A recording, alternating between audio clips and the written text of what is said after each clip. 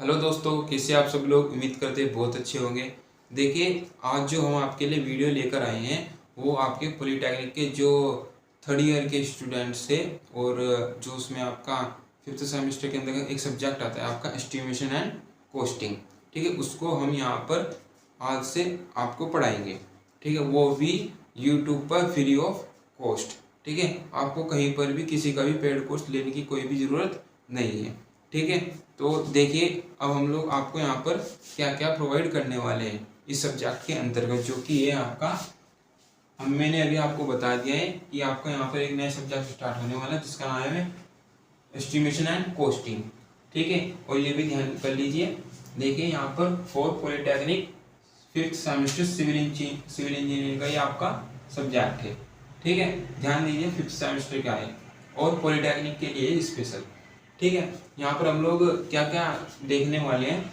सबसे पहले syllabus. Syllabus यानी कि जो एस्टिमेशन और एंड कॉस्टिंग है, इसका जो सिलेबस है उसमें हम लोगों के क्या क्या पढ़ना है। ठीक है, सिलेबस जानना हम लोगों के लिए बहुत ही जरूरी है।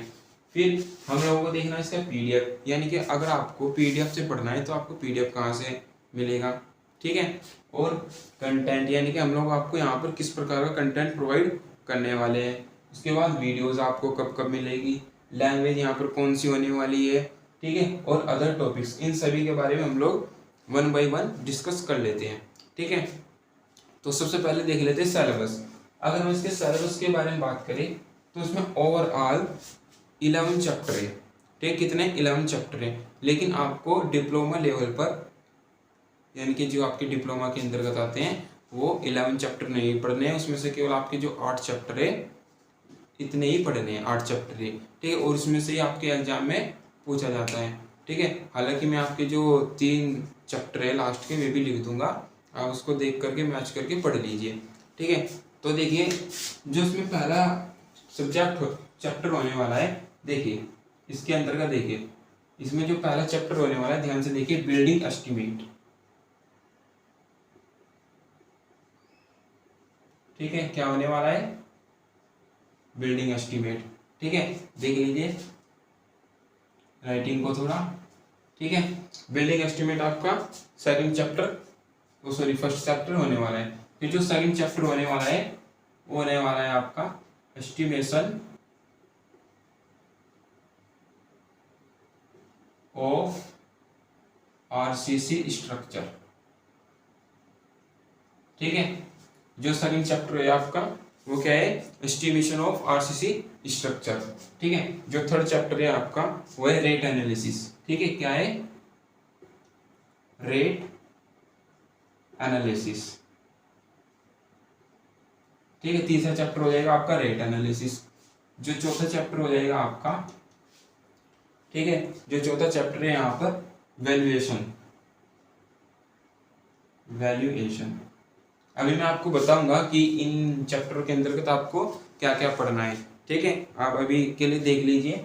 जो इसमें चौथा चैप्टर हो जाएगा आपका वैल्यूएशन हो जाएगा, और फिफ्थ जो चैप्टर हो जाएगा वो हो जाएगा आपका calculation of quantities of material. मैं डायरेक्टली लिख देता हूँ, कैलकुलेशन ऑफ मटेरियल। ठीक है, यानी कि जो आपके डिफरेंट डिफरेंट मटेरियल है उनमें आपको किस प्रकार से हम लोग उनकी क्या करने वाले हैं, कैलकुलेशन करेंगे। ठीक है, यानी कि जैसे कि आपका सैंड कितना लगने वाला है, इसमें एग्रीगेट कितना लगने वाला है, आपके इसमें सीमेंट के जो बैग है वे कितने लगने वाले हैं। ऐसे डिफरेंट डिफरेंट टाइप के जितने भी मटेरियल है वे सभी फिफ्थ सेमेस्टर के अंतर्गत पढ़ेंगे। ठीक है, जो सिक्स सॉरी जो पांचवा चैप्टर है इसके अंतर्गत पढ़ेंगे। फिर अगर हम छठे चैप्टर के बारे में बात करें तो यहाँ पर है एस्टिमेशन ऑफ रोड। क्या है, एस्टिमेशन ऑफ रोड, ये आपका छठा चैप्टर है। और सातवां चैप्टर क्या है यहाँ पर, देखिए सातवां चैप्टर है आपका कॉन्ट्रैक्ट्स एंड टेंडर्स। ठीक है, सातवां चैप्टर है आपका यहाँ पर कॉन्ट्रैक्ट्स एंड टेंडर्स, ये आपका सातवां चैप्टर है। आठवां आपका जो लास्ट जो कि आपको पढ़ना भी है, देखिए, और इम्पोर्टेंट चैप्टर भी है आपका स्पेसिफिकेशन।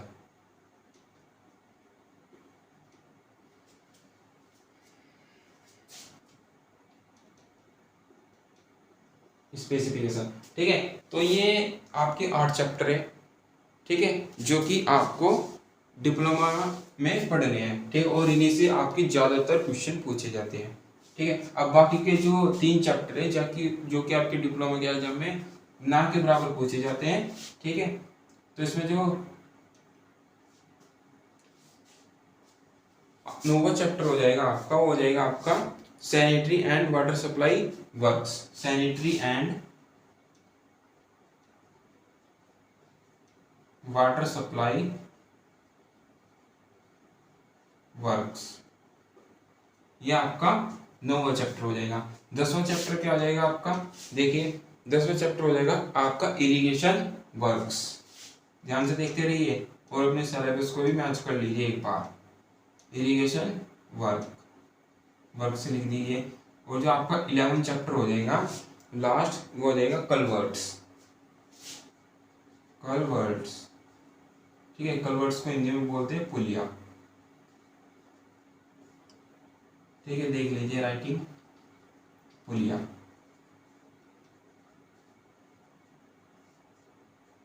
ठीक है, ये हो जाएगा आपका। अब देखिए, अब इनको देखते हैं 1 बाय 1। जो पहला चैप्टर है आपका बिल्डिंग एस्टिमेट। अब देखिए, हालांकि एस्टिमेट की डिफिनेशन मैं आपको बताऊंगा जब आपको पहला चैप्टर पढ़ाऊंगा।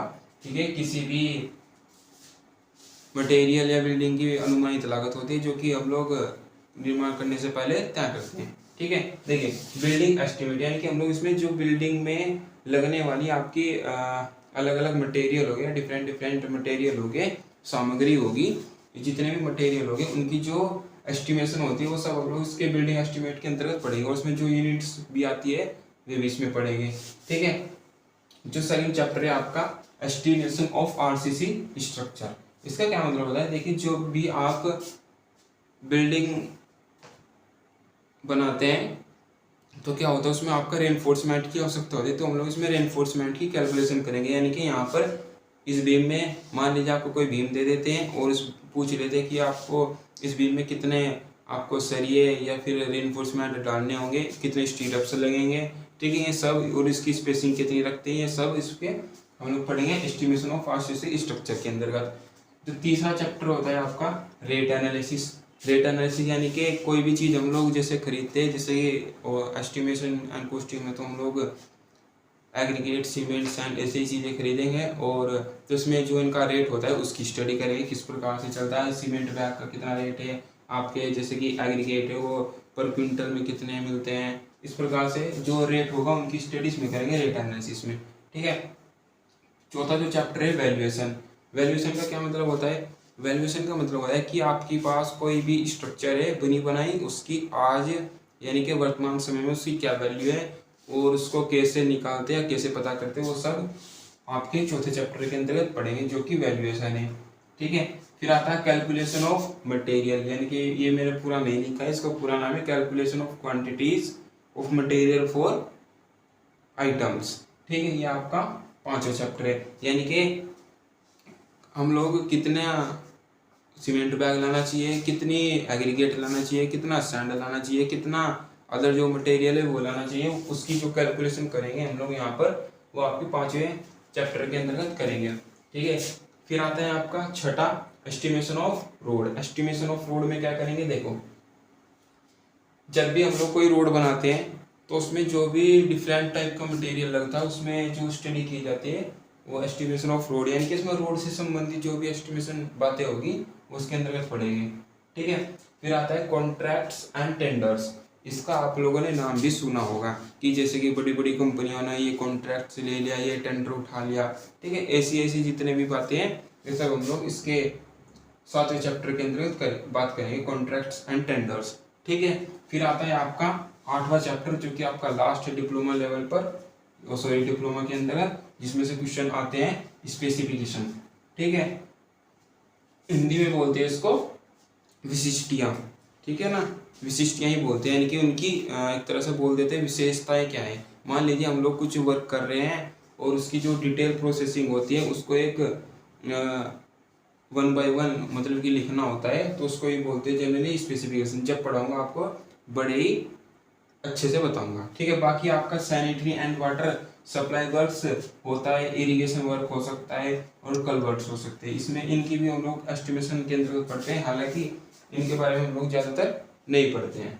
ठीक है, अब आपके जो ये 8 चैप्टर है यहाँ से यहाँ तक देख लीजिए, ये 8 चैप्टर है, इन्हीं को हम लोग ज़्यादा स्टडी करेंगे और इन्हीं में से ज़्यादातर आपके एग्जाम में क्वेश्चन बनते हैं डिप्लोमा लेवल पर। ठीक है, तो ये तो हो गई। उम्मीद है आपको ये सिलेबस है ये समझ में आ गया होगा।